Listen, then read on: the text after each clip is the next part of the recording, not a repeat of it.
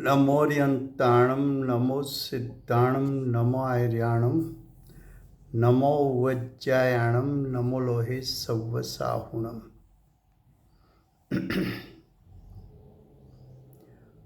मङ्गलं भगवान् वीरो मङ्गलं गौतमो गणी मङ्गलं कुन्दकुन्दार्यो जैनधर्मोऽस्तु मङ्गलम्।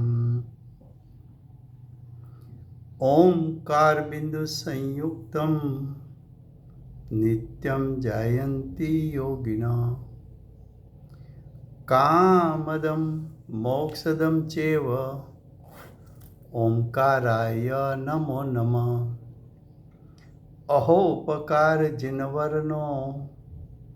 कुन्दनो ध्वनिदिव्यनो चीन कुन्दध्वनियाप्या अहो आ गुरुकाननो तुझ ज्ञान ध्याननो रंग अमया दर्श रहो ओ शिव पद तक तुझ संग माता हाथ ग्रहो।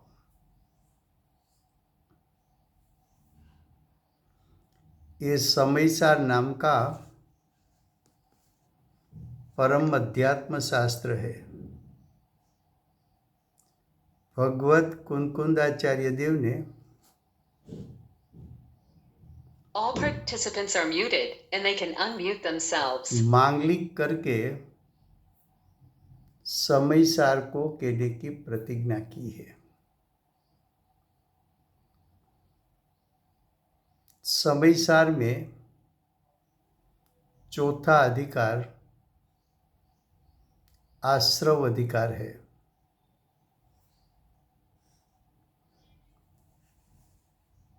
सात तत्व में जीव तत्व, अजीव तत्व, आश्रव तत्व। आश्रव का दो प्रकार, पुण्य आश्रव और पाप आश्रव।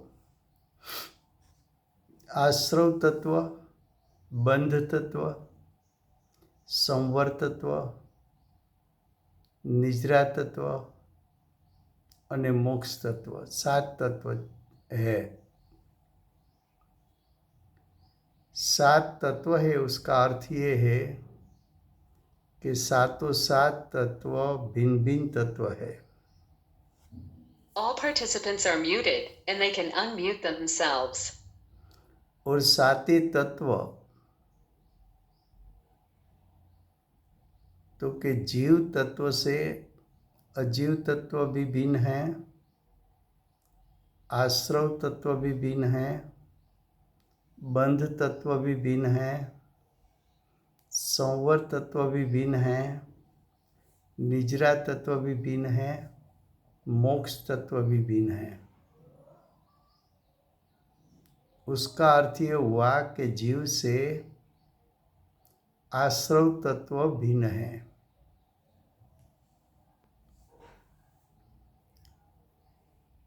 दूसरा कि आश्रव तत्व क्या है,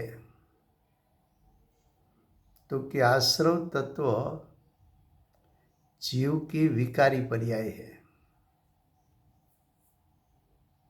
जीव का विभाव है,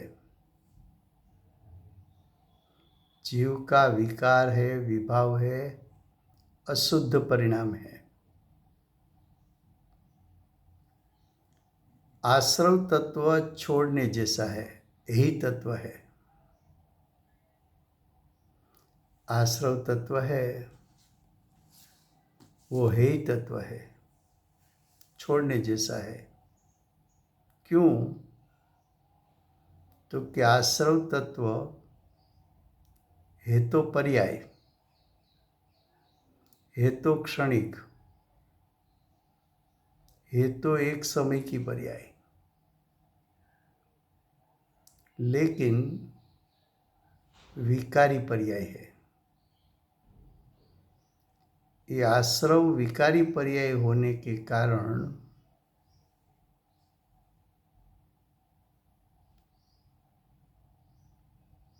वो आश्रव तत्व आत्मा के त्रिकाल शुद्ध स्वभाव को तिरोभूत करते हैं।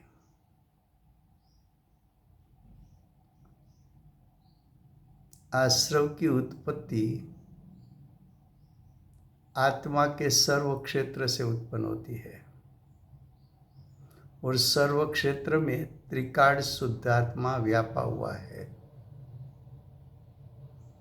त्रिकाल शुद्धात्मा का क्षेत्र असंख्यात प्रदेश और आश्रव तत्व भी आत्मा के असंख्यात प्रदेश से उत्पन्न होता है।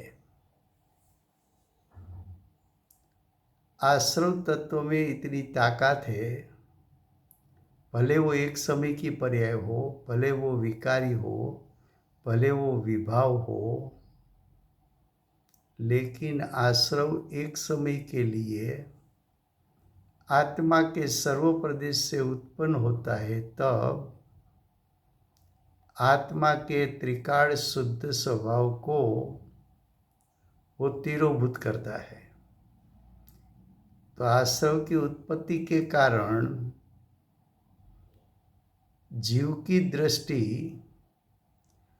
त्रिकाल शुद्ध स्वभाव पर गिरती नहीं है। इसलिए त्रिकाल शुद्धात्मा और आश्रव तत्व दोनों के बीच में भेदरूप श्रद्धा और ज्ञान करने से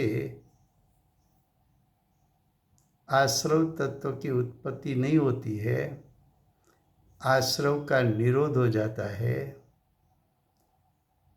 आश्रव तत्व हे हो जाता है।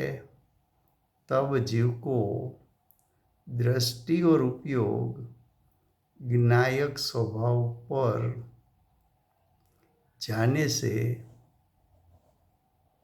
जीव को सम्यक दर्शन यानी संवर तत्व उत्पन्न होता है। आश्रव तत्व का निरोध कौन कर सकता है? तो कि संवर तत्व और निजरा तत्व आश्रव का निरोध यानी आश्रव को तिरोभूत करना यानी आश्रव को रोकना, वो संवर निजरा तत्व वो कार्य कर सकता है।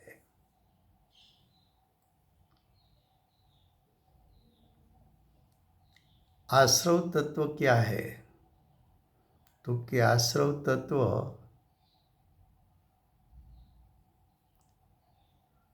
राग द्वेष मोहरूप जीव का अज्ञानमयी परिणाम है। फिर से आश्रव तत्व क्या है? तो कि आश्रव तत्व जीव के मोह राग द्वेष रूप अज्ञानमयी परिणाम है। आश्रव तत्व बंध का कारण है।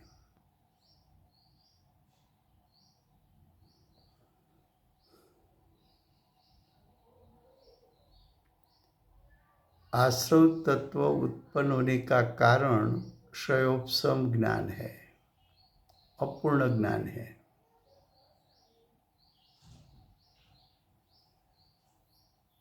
ज्ञानी को आश्रव का अभाव है। ज्ञानी को भूमिका अनुसार आश्रव का अभाव होता है। ज्ञानी को भूमिका अनुसार द्रव्य आश्रव का भी अभाव होता है, भाव आश्रव का भी अभाव होता है। इसलिए ज्ञानी को भूमिका अनुसार निराश्रव आश्रव रहित कहने में आता है।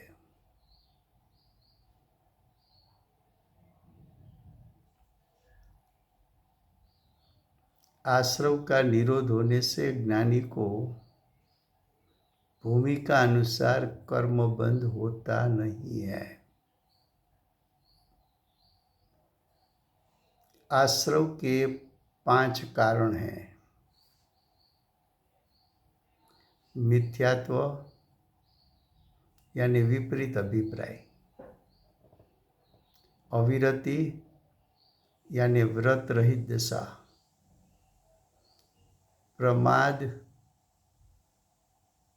तीसरा, चौथा कसाय क्रोध मान माया लोभ, उसको कह सकते हो, राग द्वेष भी कह सकते हो, और 5वां योग आत्म प्रदेश का कंपन। फिर से आश्रव के 5 कारण हैं। मिथ्यात्व, अविरति, प्रमाद, कसाय और योग। कुछ स्थानों पर आश्रव का कारण 4 बताया, मिथ्यात्व, अविरति, कसाय और योग। वहाँ जो प्रमाद है वो कसाय में समाविष्ट कर लिया है। तो आश्रव का कारण 4 बोलो तो मिथ्यात्व, अविरति, कसाय, योग। 5 बोलो तो मिथ्यात्व, अविरति, प्रमाद, कसाय, योग। जीव में उत्पन्न होता हुआ भाव मिथ्यात्व, उसको भाव आश्रव कहने में आता है। भाव अविरति, तो जीव में उत्पन्न होता हुआ अविरति का भाव, वो भी भावाश्रव कहलाता है। जीव में उत्पन्न होता हुआ प्रमाद, वो भी भावाश्रव कहलाता है। जीव में उत्पन्न होता हुआ कसाय, उसको भी भावाश्रव कहने में आता है। जीव के आत्म प्रदेश का कंपन, उसको भी भाव योग कहने में आता है, वो भी भावाश्रव है। भावाश्रव का निमित्त पाकर द्रव्य आश्रव की उत्पत्ति होती है। द्रव्य आश्रव पुद्गल का परिणाम है। जैसे भावाश्रव के 5 भेद, भाव मिथ्यात्व, भाव विरति, भाव प्रमाद, भाव कसाय, भाव योग, उसी प्रकार द्रव्य आश्रव का भी 5 भेद है। द्रव्य मिथ्यात्व यानी मिथ्यात्व नाम का कर्म, द्रव्य अविरति, द्रव्य कसाय, द्रव्य योग, तो वो भी 5 प्रकार है। अब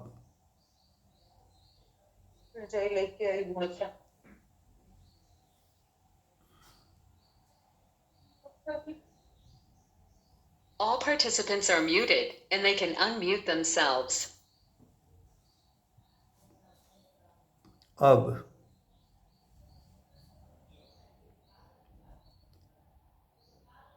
आश्रव तत्व में मुख्यता योग की होती है। क्यों? तो कि आत्मा में योग नाम का गुण है।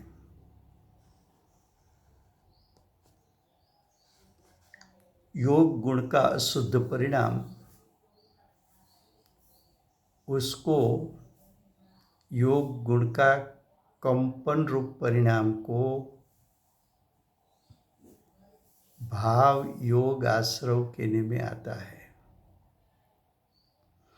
आत्म प्रदेश का जब कंपन होता है तो उसका निमित्त पाकर कार्मण वर्गणा कर्म रूप परिणमित होती है और कर्म द्रव्य कर्म आत्मा के क्षेत्र पर चिपकने भाई? के लिए आते हैं। हाँ जी।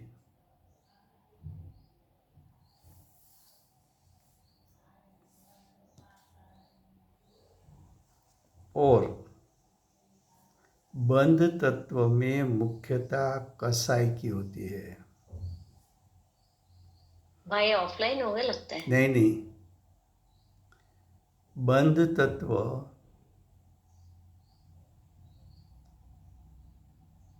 उसका अर्थ है जीव के राग द्वेष। बंध तत्व में राग द्वेष की मुख्यता होती है। राग द्वेष की मुख्यता बंध तत्व में क्यों कहा? तो कि राग द्वेष जीव के चिकास वाला परिणाम है। राग द्वेष के कारण आए हुए कर्म आत्मा के प्रदेश पर चिपकते हैं और वो चालू है शर्मिला जी। पर आपकी आवाज नहीं आ रही। अच्छा, नहीं आवाज भी आती है, फिर से जोड़ो।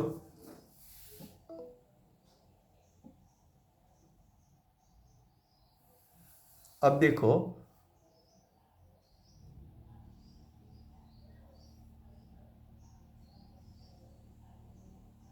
दूसरे को मेरी आवाज आती है? રાજુભાઈ હમણાં 1-2 સેકન્ડ માટે બહુ 10 સેકન્ડ માટે ચાલી ગયેલું ભાઈ. हाँ ये तो नहीं आ रही है राजू भाई। हाँ आती लेट है। आ रही है। हाँ, वो मैं आश्रव की बहुत सी बात है ना, तो आहिस्ता आहिस्ता बोलता हूँ, क्योंकि कोई लिखता है तो लिख सकते हैं। एक साथ ज़्यादा बात आती है ना, तो पहले हमें आश्रव अधिकार की पूरी भूमिका बतानी है, उसके बाद आश्रव अधिकार पढ़ेंगे तो आसान रहेगा।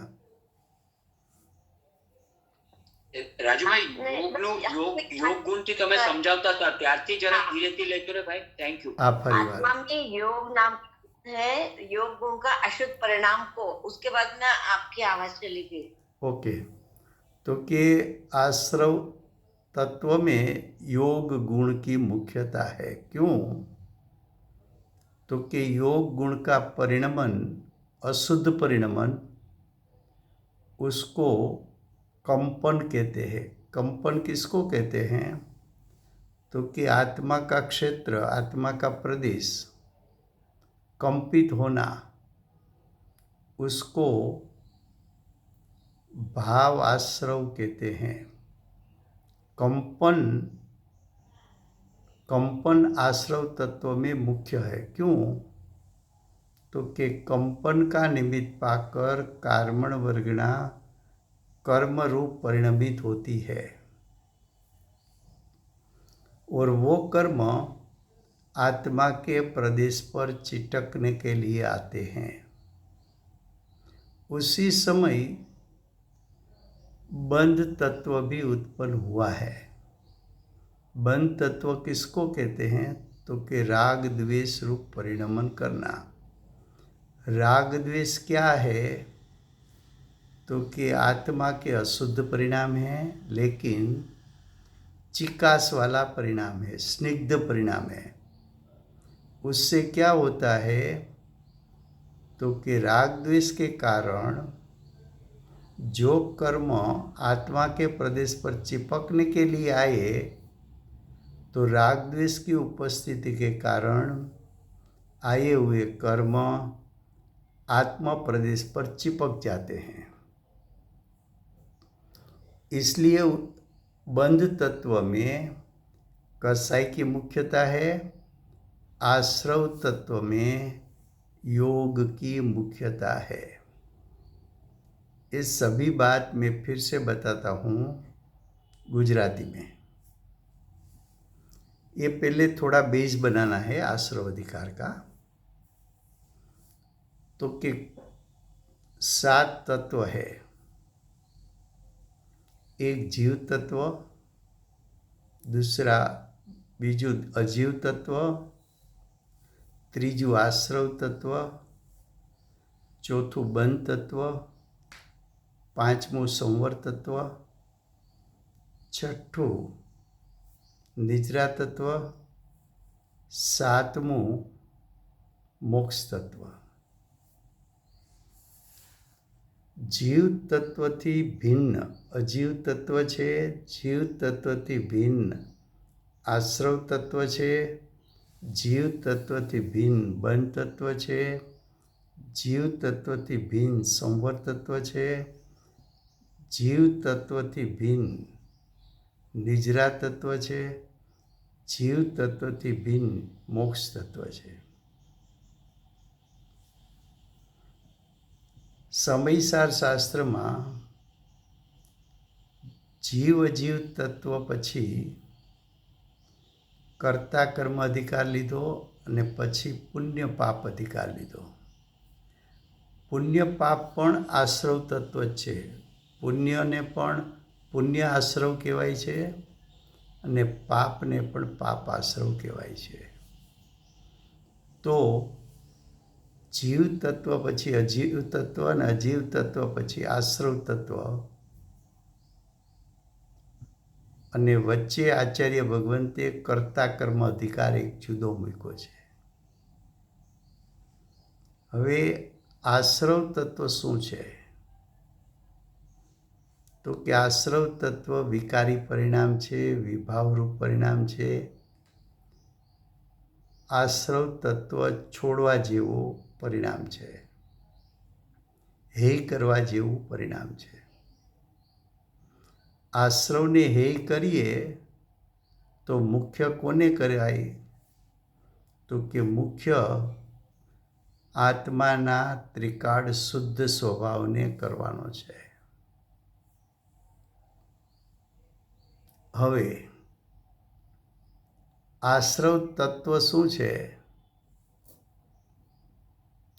તો કે મોહ રાગ દ્વેષ રૂપ જીવના પરિણામ એ આશ્રવ તત્વ છે। મોહ રાગ દ્વેષની ઉત્પત્તિ કોને કારણે થાય છે? તો કે અજ્ઞાનને કારણે ઉત્પત્તિ થાય છે। આશ્રવ તત્વ બંધ તત્વનું કારણ છે। આશ્રવ તત્વ બંધ તત્વનું કારણ છે।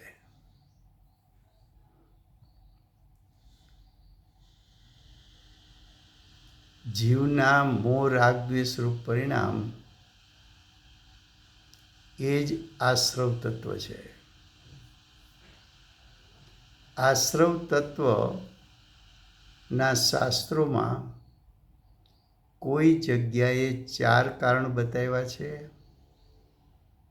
કોઈ જગ્યાએ 5 કારણ બતાવ્યા છે। 4 કારણ કહીએ ત્યારે મિથ્યાત્વ, અવિરતિ, કસાય અને યોગ। 5 કારણ કહીએ ત્યારે મિથ્યાત્વ, અવિરતિ, પ્રમાદ, કસાય અને યોગ। 4 કારણ એટલા માટે કયા કે કસાયમાં પ્રમાદને સમાવી લેવામાં આવે છે। મિથ્યાત્વ શું છે? તો કે જીવના વિપરીત અભિપ્રાયો, એ ભાવ મિથ્યાત્વ। કારણ કે જીવમાં મિથ્યાત્વની ઉત્પત્તિ થઈ તો જીવનું પરિણામ હોય તો ભાવ મિથ્યાત્વ કહેવાય। ભાવ મિથ્યાત્વને કારણે કર્મનું આવવું એ દ્રવ્ય મિથ્યાત્વ કહેવાય। તો પેલું કારણ છે ભાવ મિથ્યાત્વ, જીવના વિપરીત પરિણામ। જીવ તત્વને અજીવ તત્વ માનવું એ વિપરીત અભિપ્રાય છે। શરીર પરદ્રવ્ય હોવા છતાં પોતાનું માનવું એ વિપરીત અભિપ્રાય છે. પુણ્ય તત્વથી બંધ થાય છે, તેમ છતાં પુણ્ય તત્વને મુક્તિનું કારણ માનવું. તો મુક્તિનું કારણ માનવું એ વિપરીતતા છે. શરીરની ક્રિયાને તપ કહેવું એ વિપરીત માન્યતા છે. એવી અનેક પ્રકારની વિપરીત માન્યતા એ મિથ્યાત્વ છે. મિથ્યાત્વ એટલે વિપરીત અભિપ્રાય જીવનો. જીવનો વિપરીત અભિપ્રાયને ભાવ મિથ્યાત્વ કહે છે. ભાવ અવિરતિ એટલે વ્રત રહિત દશા એ પણ આશ્રવ તત્વ છે. પ્રમાદ અજ્ઞાની હોય એને જ્ઞાની થવા જેટલો પુરુષાર્થ ન ચાલવો, એને પ્રમાદ કહ્યો છે. એ પણ આશ્રવ તત્વ છે. સમ્યક દ્રષ્ટિ હોય એને દેશવ્રતિ થવાનો પુરુષાર્થ ઉત્પન્ન થવો, એ પણ પ્રમાદ છે. અને શ્રાવકને મુનિ થવા જેટલો પુરુષાર્થ ન ચાલવો, એ પણ પ્રમાદ છે. છઠ્ઠે સાતમે ગુણસ્થાને ઝૂલતા મુનિ વિકલ્પમાં આવે તો એ પણ પ્રમાદ છે. પછી ભાવ કસાય જીવની દશામાં ઉત્પન્ન થતા ક્રોધ, માન, માયા, લોભ એ પણ આશ્રવ તત્વ છે. જીવની દશામાં ઉત્પન્ન થતા રાગ, દ્વેષ એ પણ ભાવ આશ્રવ છે. અને ભાવ યોગ, યોગ એટલે યોગ નામનો આત્મામાં એક ગુણ છે. એ યોગ ગુણના બે પરિણામ થઈ શકે. એક આત્માના પ્રદેશનું કંપન થવું અને બીજું આત્માના પ્રદેશનું નિષ્કંપ થવું. એમાં આત્માના પ્રદેશનું કંપન થવું એ યોગ ગુણનું અશુદ્ધ પરિણામ છે. અને એ અશુદ્ધ પરિણામ એને પણ આશ્રવ તત્વ કીધું છે. આત્મપ્રદેશનું કંપન 1 થી 13 ગુણસ્થાન સુધી હોય છે. 1 થી 13 ગુણસ્થાન હોવાથી આશ્રવ તત્વ પહેલા ગુણસ્થાનથી 13મા ગુણસ્થાન સુધી હોય છે. પહેલા ગુણસ્થાનથી 13મા ગુણસ્થાન સુધી હોય છે.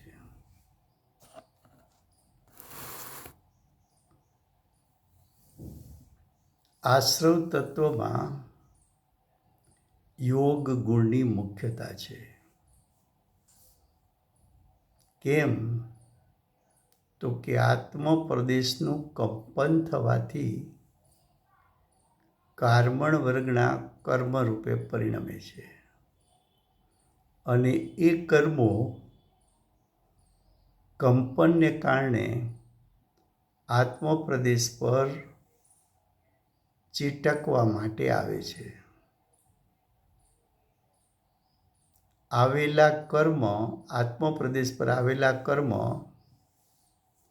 રાગ, દ્વેષને કારણે આત્માના પ્રદેશ ઉપર ચીટકી જાય છે. એને બંધ તત્વ કહ્યું છે. રાગ દ્વેષને બંધ તત્વ કીધું. પણ યોગ સહિત રાગ દ્વેષ છે તો એને આશ્રવ તત્વ પણ કહેવામાં આવે છે.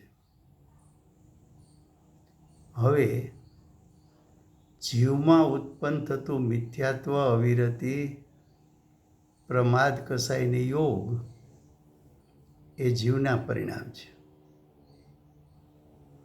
જીવના પરિણામ હોવાથી એને ભાવ મિથ્યાત્વ, ભાવ અવિરતિ, ભાવ પ્રમાદ, ભાવ કસાય, ભાવ યોગ કહેવામાં આવે છે. અને જીવના આવા પરિણામ એનું નિમિત્ત પામીને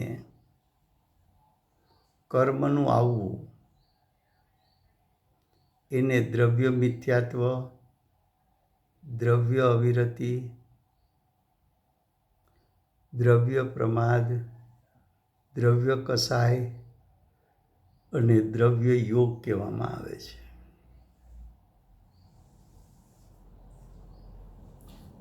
તો જીવના પરિણામી ભાવાશ્રવ, કર્મના પરિણામી દ્રવ્યાશ્રવ. તો ભાવાશ્રવ અને દ્રવ્યાશ્રવ વચ્ચે નિમિત્ત નૈમિત્તિક સંબંધ છે. ભાવાશ્રવની ઉત્પત્તિ જીવના પરિણામમાં થવી, એનું નિમિત્ત પામીને નવા કર્મ આવવા એ દ્રવ્ય આશ્રવ છે. દ્રવ્ય આશ્રવ પૂતગલના પરિણામ છે. કાર્મણ વર્ગણામાંથી દ્રવ્ય કર્મ બને છે. કાર્મણ વર્ગના પૂતગલ છે અને એ કર્મરૂપે પરિણમવું એ પૂતગલનું પરિણામ છે.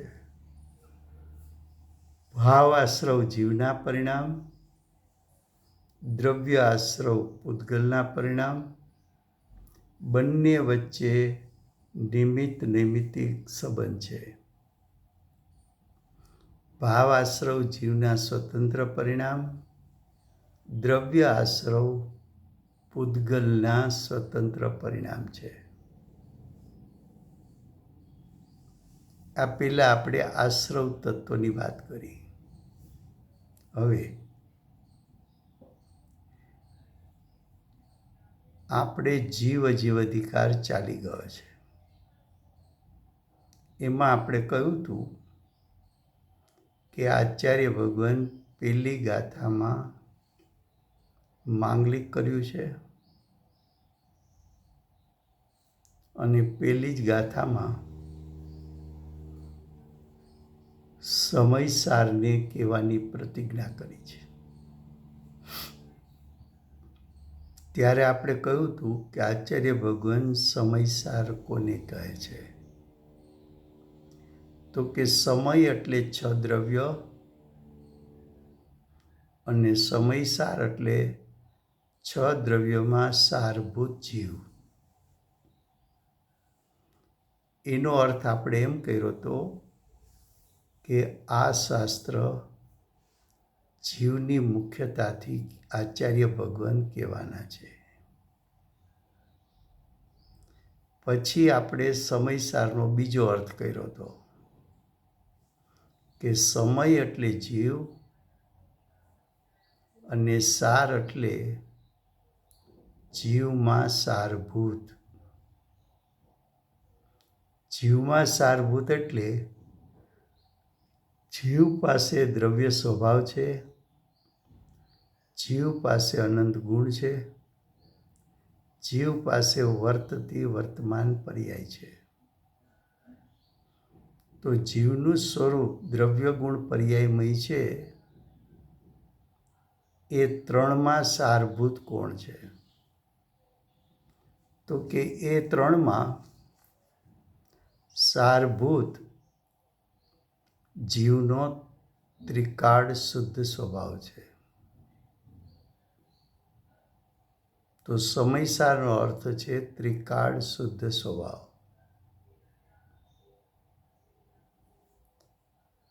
એટલું કહ્યા પછી આચાર્ય ભગવંતે 6ઠ્ઠી ગાથામાં એમ કહ્યું હતું કે નયના 2 પ્રકાર છે. એક શુદ્ધ નય, બીજી વ્યવહાર નય. શુદ્ધ નહીંનો અર્થ છે કે જે જ્ઞાનનો અંશ આત્માના ત્રિકાળ શુદ્ધ સ્વભાવ તરફ લઈ જાય એને શુદ્ધ નહીં કહેવાય. અને જે આત્માનો જ્ઞાન અંશ ભેદ તરફ લઈ જાય એને વ્યવહાર નહીં કહેવાય. ભેદ બે પ્રકારના છે, ગુણભેદ અને પર્યાય ભેદ. તો વ્યવહાર નહીંનો વિષય ગુણભેદ અને પર્યાય ભેદ છે, ને શુદ્ધ નહીંનો વિષય આત્માનો ત્રિકાળ શુદ્ધ સ્વભાવ છે. પછી આચાર્ય ભગવંતે કહ્યું કે શુદ્ધ નહીં મુખ્ય છે અને વ્યવહાર નહીં ગૌણ છે.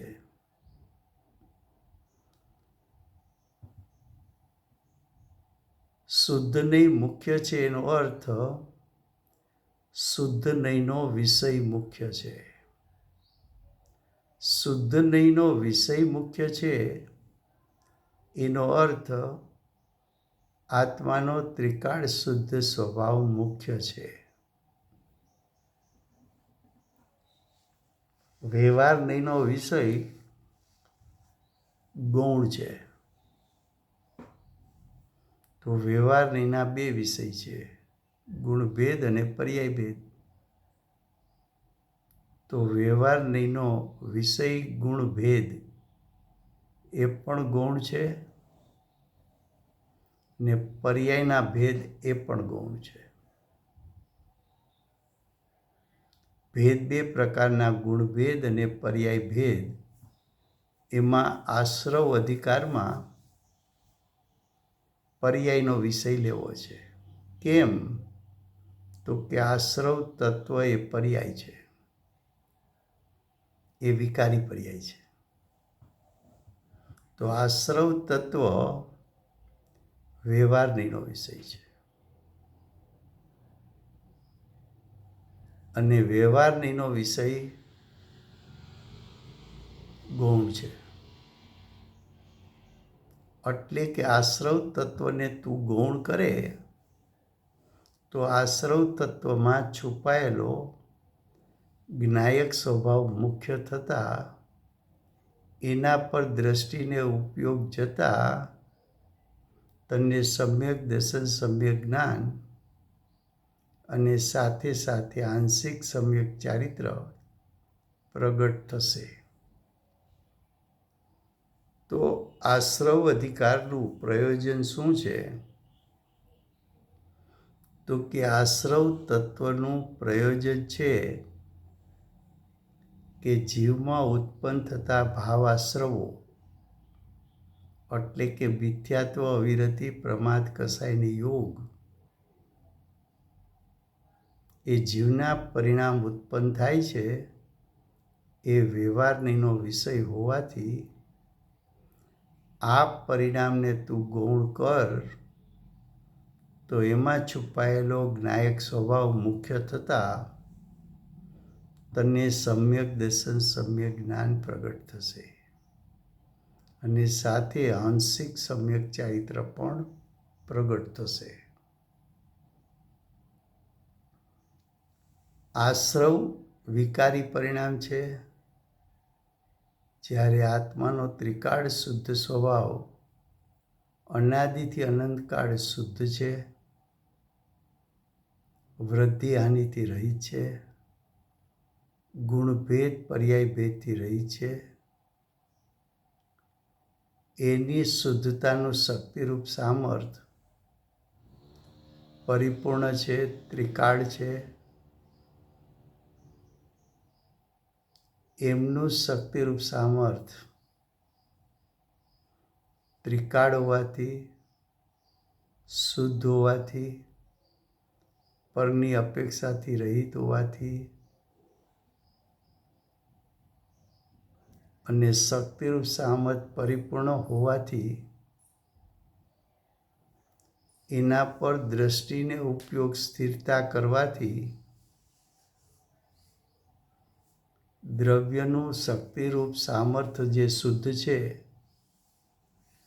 એ શુદ્ધતા વર્તમાન પર્યાયમાં પ્રગટ થવાથી જીવને મોક્ષ માર્ગ અને પરિપૂર્ણ શક્તિરૂપ સામર્થ્ય વ્યક્ત થાય તો મોક્ષની પ્રાપ્તિ થાય છે. તો આચાર્ય ભગવાન આશ્રવ અધિકારમાં શું કહે છે? તો કે આચાર્ય ભગવાન કહે છે જીવ પોતે આશ્રવ રૂપે પરિણમેલો છે અને આશ્રવ રૂપે જીવ પરિણમે છે ત્યારે આત્માનો ત્રિકાળ શુદ્ધ સ્વભાવ આશ્રવરૂપ પરિણામમાં છુપાઈ જાય છે. એટલે કે આશ્રવ તત્વથી આત્માનો ત્રિકાળ શુદ્ધ સ્વભાવ તિરોભૂત થઈ જાય છે, ઢંકાઈ જાય છે. અને આત્માનો શુદ્ધ સ્વભાવ ઢંકાઈ જતો હોવાથી એ જો આશ્રવ તત્વને ગૌણ કરવામાં આવે, આશ્રવ તત્વનો મહિમા ન કરવામાં આવે અને એમાં છુપાયેલા ત્રિકાળ શુદ્ધ સ્વભાવનો મહિમા કહેતા રુચિ કરવામાં આવે તો જીવની દ્રષ્ટિ આત્મ સ્વભાવને ગ્રહણ કરીને સમ્યક દર્શનની પ્રાપ્તિ કરે ત્યારે જીવનો ઉપયોગ પણ આત્મ સ્વભાવ સન્મુખ થતાં સમ્યક દર્શન સહિત સમ્યક જ્ઞાન પ્રગટે છે અને સમ્યક જ્ઞાન સમ્યક ચારિત્રનું કારણ હોવાથી જીવને ચારિત્રની પણ આંશિક શુદ્ધતા પ્રગટ થાય છે. આશ્રવ તત્વ બંધનું કારણ છે અને આશ્રવ અને બંધ તત્વ બેય હેય કરવા જેવા છે એટલે છોડવા જેવા છે. આશ્રવ તત્વ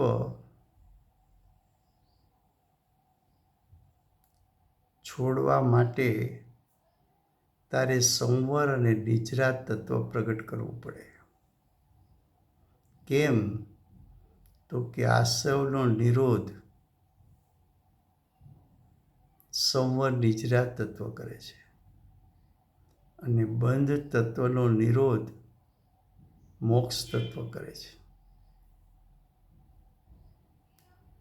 અને સંવર નિજરા તત્વ પ્રગટ કરવા માટે તારી ઉત્પન્ન થતી દ્રષ્ટિ અને ઉપયોગ બંને ત્રિકાળ શુદ્ધાત્માના અનુસરીને પરિણમે. એટલે કે દ્રષ્ટિને ઉપયોગ ત્રિકાળ શુદ્ધાત્માને વિષય બનાવે તે જ સમયે સંવર નિજરા તત્વ પ્રગટ થતાં આશ્રવ તત્વ ઉત્પન્ન થઈ શકતું નથી. માટે સંવર નિજરા તત્વ આશ્રવ તત્વનું નિરોધક છે, રોકનારું છે. આશ્રવને ઉત્પન્ન થવા દેતું નથી.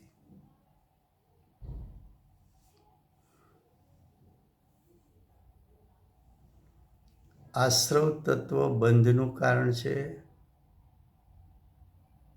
અને જ્ઞાન મોક્ષનું કારણ છે એમ પણ આ અધિકારમાં આચાર્ય ભગવાન સિદ્ધ કરશે.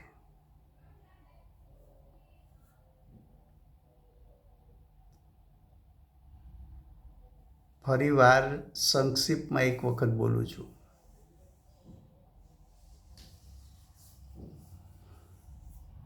સમયસાર ચોથો અધિકાર. ચોથા અધિકારનું નામ છે આશ્રવ અધિકાર. આશ્રવ નામનું એક તત્વ છે 7 તત્વમાં. જીવ તત્વ ને આશ્રવ તત્વ વચ્ચે ભેદરૂપ શ્રદ્ધા ને ભેદરૂપ જ્ઞાન કરવાનું છે.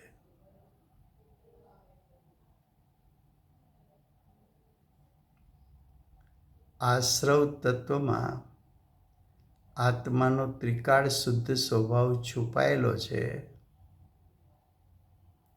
માટે આશ્રવ તત્વ ગૌણ કરવાથી આત્માના ત્રિકાળ શુદ્ધ સ્વભાવને ગ્રહણ કરી શકાય છે. આશ્રવ તત્વ છે તો પર્યાય, પણ વિકારી પર્યાય છે.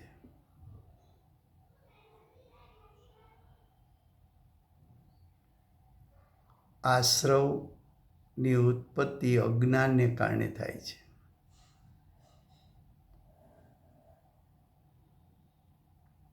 આશ્રવ તત્વ બંધ થવાનું કારણ બને છે.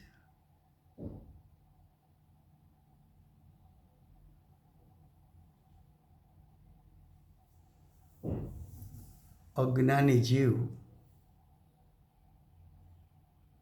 મોહ રાગ દ્વેષ રૂપે પરિણમે ત્યારે આશ્રવ તત્વની ઉત્પત્તિ થાય છે.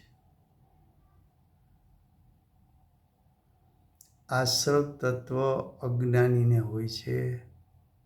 જ્ઞાનીને ભૂમિકા અનુસાર આશ્રવ તત્વનો અભાવ હોય છે. જ્ઞાનીની દશામાં ભાવાશ્રવ ઉત્પન્ન ન થાય તો નવા કર્મ આવતા નથી, એટલે કે નવા દ્રવ્ય આશ્રવો આવી શકતા નથી.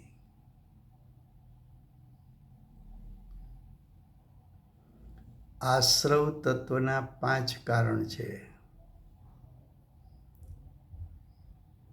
મિથ્યાત્વ, અવિરતિ, પ્રમાદ, કસાય ને યોગ. કોઈ જગ્યાએ 4 કારણ બતાવ્યા છે: મિથ્યાત્વ, અવિરતિ, કસાય અને યોગ. 4 કારણ એટલા માટે બતાવ્યા કે પ્રમાદને કસાયમાં સમાવી લીધો છે. જીવમાં ઉત્પન્ન થતો આશ્રવ એ ભાવાશ્રવ કહેવાય છે. પૂતગલમાં ઉત્પન્ન થતો આશ્રવ એ દ્રવ્ય આશ્રવ કહેવાય છે. જેમ ભાવ આશ્રવના 5 કારણ છે, તેમ દ્રવ્ય આશ્રવના પણ 5 કારણ છે.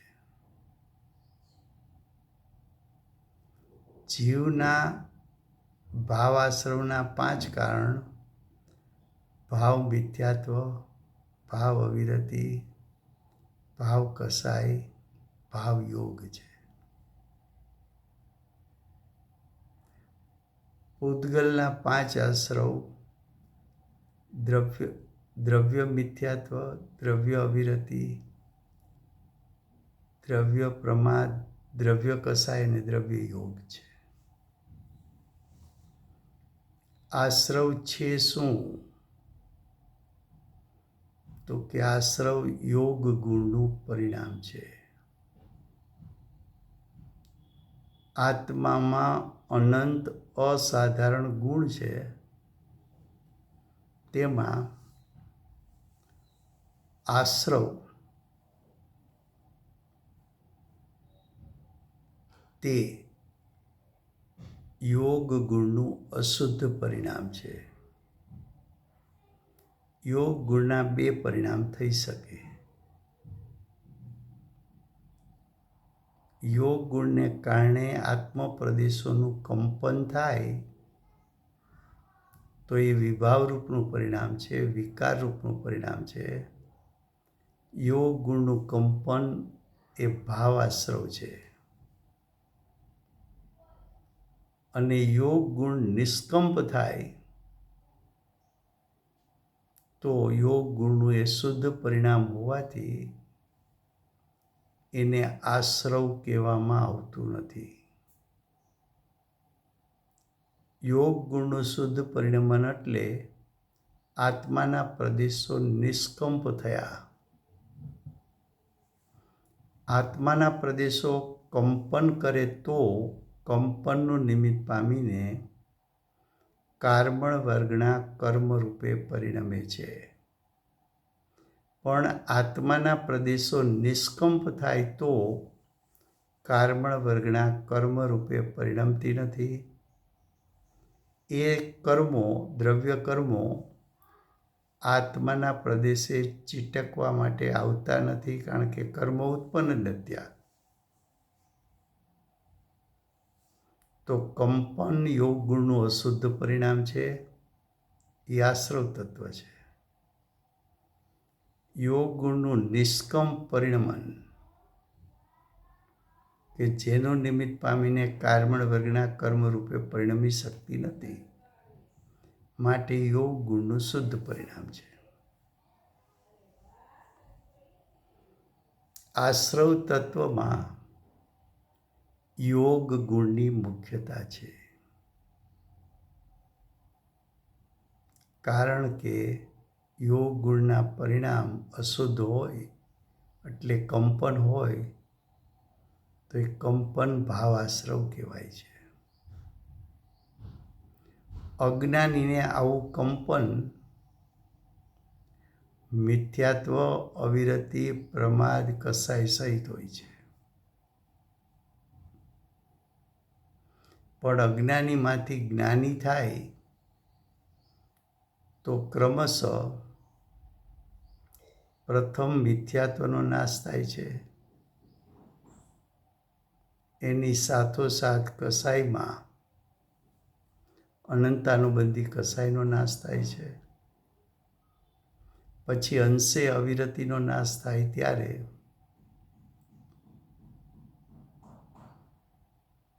અપ્રત્યાખ્યાનનો નાશ કસાયમાં થાય છે. અને અવિરતિનો સંપૂર્ણપણે નાશ થાય ત્યારે સાથે સાથે પ્રમાદનો નાશ થતો હોવાથી અને પ્રત્યાખ્યાન કસાયનો નાશ થવાથી ત્રણ કસાયનો અભાવ થાય છે. પછી જીવને માત્ર સંજ્વલન કસાય રહે છે. સંજ્વલન કસાય છે ત્યારે પણ યોગનું આંશિક કંપન છે ખરું. સંજ્વલન કસાયમાં ક્રોધ જાય છે, એની સાથે 6 નો કસાઈ જાય છે. ક્રોધ પછી માન જાય છે, માનની સાથે 3 નો કસાઈ જાય છે. પછી માયા જાય છે, એ 12મા ગુણસ્થાનના અંતે લોભ જાય છે.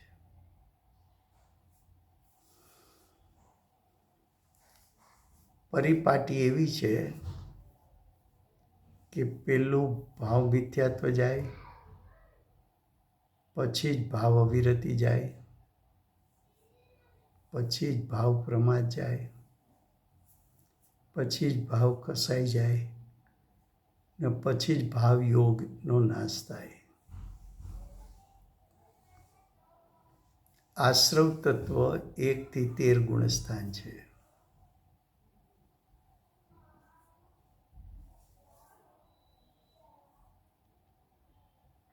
જીવના પરિણામ ભાવાશ્રવ કહેવાય તો પૂતગલના પરિણામ દ્રવ્ય આશ્રવ કહેવાય. ભાવાશ્રવ દ્રવ્ય આશ્રવ વચ્ચે નિમિત્ત નૈમિત્તિક સંબંધ છે.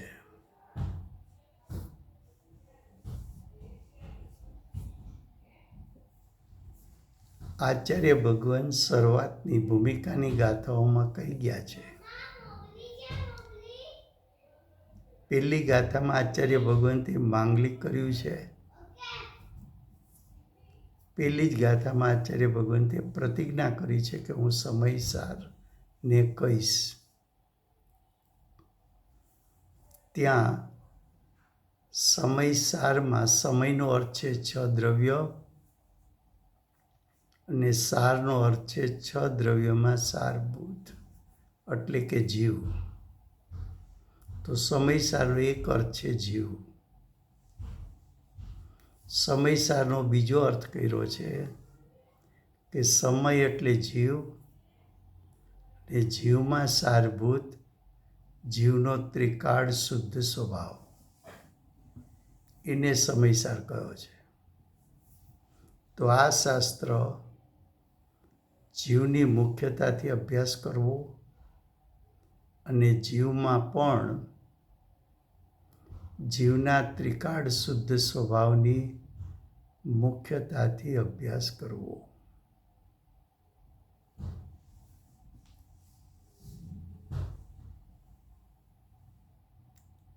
હવે સમયસારમાં આશ્રવ અધિકાર, એમાં ત્રિકાળ શુદ્ધાત્માની મુખ્યતાથી અભ્યાસ કેમ કરવો?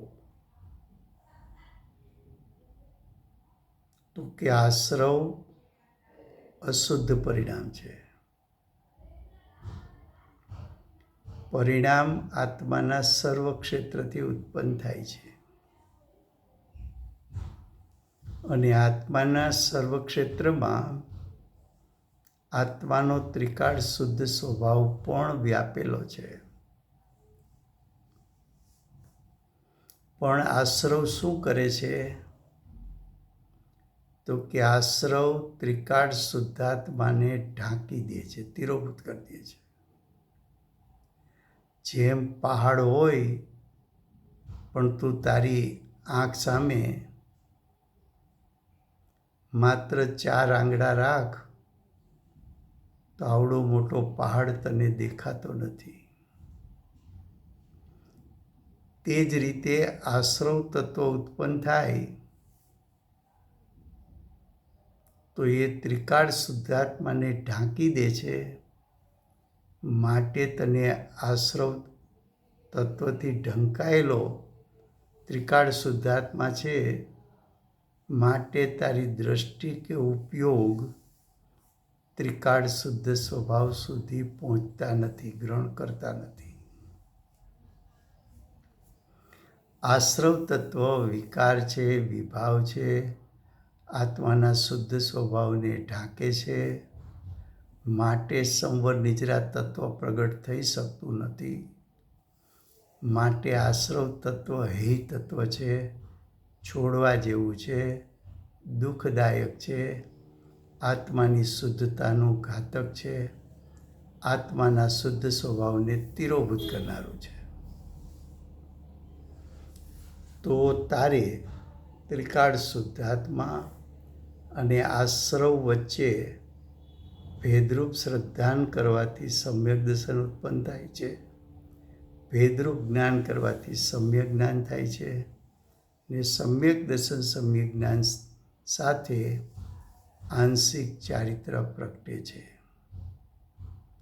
તો આ શાસ્ત્રમાં, આ અધિકારમાં આચાર્ય ભગવંત આશ્રવ તત્વને ગૌણ કરાવી, શુદ્ધ સ્વભાવની રુચિ કરાવી, શુદ્ધ સ્વભાવને મુખ્ય કરી, શુદ્ધ સ્વભાવને મહિમા કરી, સમ્યક દર્શન સમ્યક જ્ઞાન સમ્યક ચારિત્ર પ્રગટાવવા માગે છે. આશ્રવ તત્વ બંધનું કારણ હોવાથી પણ આશ્રવ છોડવા યોગ્ય છે. આ બધી વાત આચાર્ય ભગવંત આશ્રવ અધિકારમાં સિદ્ધ કરશે. એટલે આપણે ભૂમિકા આશ્રવ અધિકારની બનાવવા માટે આશ્રવ વિશે આજે વાત કરી. કાલથી આશ્રવ અધિકાર શરૂ કરશું આપણે. સમય થયો છે. બોલીએ શ્રી વર્તમાન 24ના આખરી તીર્થંકર બાલ બ્રહ્મચારી મહાવીર ભગવાનનો જય હો. મહાવિદ્ય ક્ષેત્રે બિરાજતા પ્રથમ તીર્થંકર ધર્મ ધુરંધર અનંત ચતુષ્ટયના ધારક દિવ્ય ધ્વનિના દાતાર શાસન ઉપકારી સીમામાં રહેનાર શ્રી સિમંદર ભગવાનનો જય હો. કડીકાળ સર્વજ્ઞ કેવળ જ્ઞાનની તળેટીમાં બેઠેલા મહાસમર્થ આચાર્ય આગમના રચયિતા ભગવત શ્રી કુંકુંદાચાર્ય દેવનો જય હો. વર્તમાન કાળે સમ્યક દર્શનનો મહિમા બતાવનાર તીર્થના નાયક, તીર્થના સ્થાપક, તીર્થના પ્રવર્તક પરમ કૃપાળુ શ્રી સદગુરુદેવનો જય હો.